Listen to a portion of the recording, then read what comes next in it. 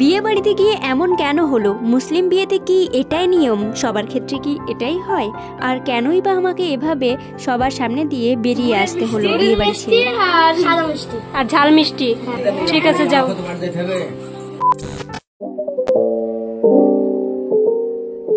Hello everyone, আমি মনিজা। তোমরা দেখছো ইটস মনিজা স্টাইল। আমি অনেক দিন তোমাদের সাথে লং ভিডিও আনিনি, তাই ভাবলাম যে চলো একটা ছোটোখাটোর মধ্যে লং ভিডিও শেয়ার করা যাক।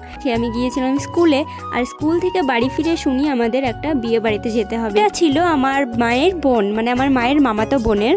তো আমার মা ওখানেই ছোট থেকে বড় হয়, তো সবার সাথে খুব ভালো সম্পর্ক। আমাদের মুসলিমদের মধ্যে আগের দিন হয় গায়ে হলুদ, এবং সবাই মিষ্টিমুখ করায় ব্রাইড, আর তাছাড়াও অনেক দোয়া করে। আর তারপরের দিনও হয় বিয়ে, আর তারপরের দিন বউ ভাত, ব্যাস এতটুকু। আর গায়ে হলুদের অনুষ্ঠানটা মেনলি সন্ধ্যাবেলায় অনুষ্ঠিত হয়। তারপরে আমি সেদিন তো যাইনি, তার পরের দিন গিয়েছিলাম, মানে বিয়ের দিন সকালে। তো তারপরে আমি একটু বেলা পড়তে আমি চলে আসি আবার বাড়ি, যেহেতু আমাদের বাড়ির কাছে বিয়ে। তো আমার মামার সঙ্গে আমি বাড়ি আসি এবং রেডি হয়ে আবার যাই। আর ততক্ষণে বরযাত্রী সকলেই চলে এসেছিল। তারপরে আমি এসে ব্রাইডকে সাজাতে শুরু করি। আর আমার তো মাথায় ছিল না ব্লগ করার কথা, তো অনেক পরে এটা শ্যুট করেছিলাম। কি কি আছে, কি কি মিষ্টি আছে এর মধ্যে? আর ঝাল মিষ্টি।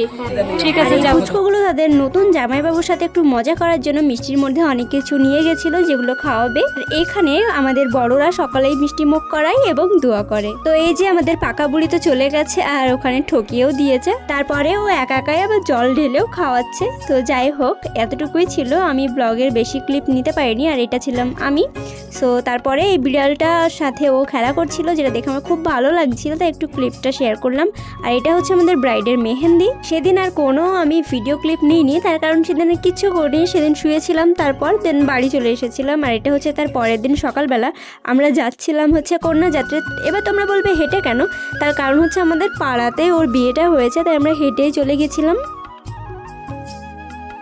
আমি, ভাই, আব্বু, নানু সবাই মিলে গেছিলাম। আর এখানে এসে খাওয়া দাওয়া সেরে আমার নানিমার মাথায় একটু একটু ফুল বেঁধে দিচ্ছিলাম। ওটা আবার নানিমা হয়, এটা শুনে তোমরা অবাক হয়ে যেন, খুব অল্প বয়স।